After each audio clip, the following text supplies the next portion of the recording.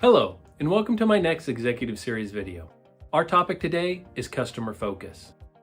Aaron Snyder here from Quality Systems Explained, where we make quality systems simple for you.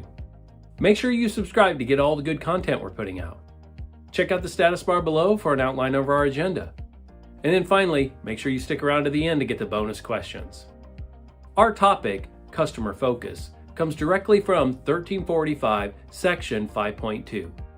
There is no direct link over to 820 for this section.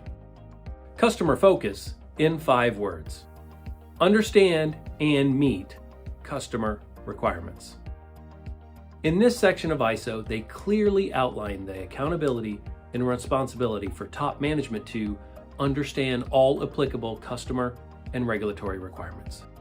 We have to capture those customer and regulatory requirements and integrate them into our quality management system.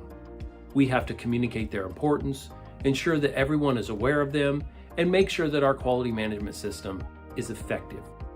We have to monitor changes to our customer and regulatory requirements over time through the post-market surveillance process and other feedback processes throughout the quality management system. So how do I know this is working? Well, first, I've captured, understood, and analyzed all my customer and regulatory requirements, and I've used them to develop my quality management system.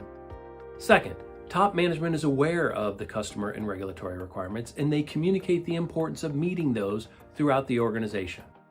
And then finally, we stay up to date with all changing customer and regulatory expectations through our post-market surveillance process.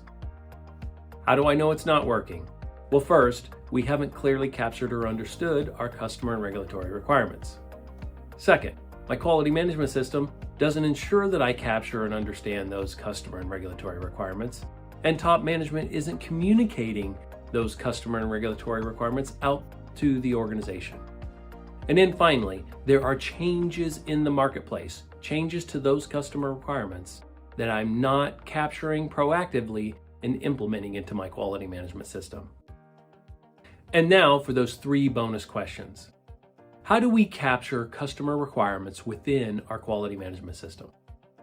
Second, how does top management communicate the importance of meeting customer and regulatory requirements out to the organization?